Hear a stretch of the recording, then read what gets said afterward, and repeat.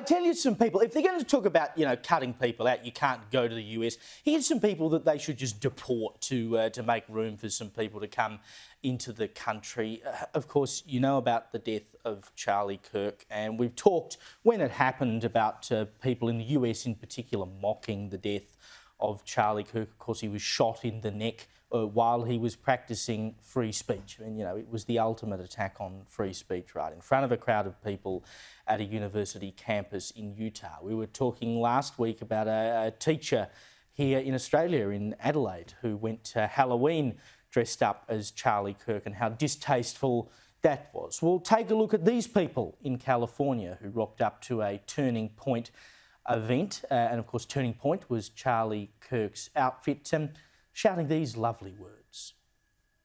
You're dead, homie. You're dead, homie. You're dead, homie. You're dead, homie. F your dead homie. I mean, for goodness sake. And they're holding up signs there saying that they're anti-fascist. Yes, because anti-fascists are well known for endorsing political violence. That is surely as close to incitement to violence as you can find. If you're standing in a public place shouting F your dead homie when someone has been shot in the neck, surely you are just fomenting people to go and do the same thing to others. Yeah, and apparently the group that led these protests, these happened at UC Berkeley, which is a notoriously left-wing progressive college in California.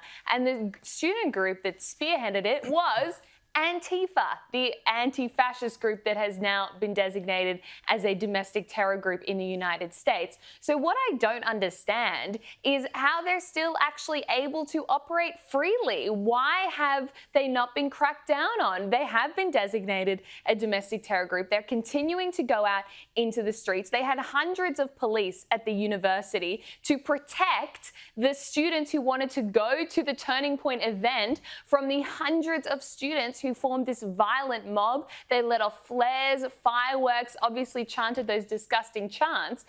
But where are the authorities? Where is the police? And how are they able to hold the whole campus hostage? I mean, you've got a president now that's made it very clear this kind of behaviour won't be tolerated. So we need to see some real action because that is not okay.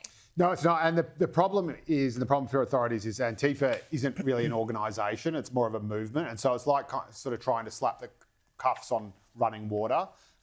You've just got people who might happen to believe these things, but do they have a membership card? No. So, but the lamest thing about this, though, is that you've got, again, like you said, UC Berkeley, right? University of California, Berkeley, and San Francisco, the people who put flowers in their hair in the summer of love.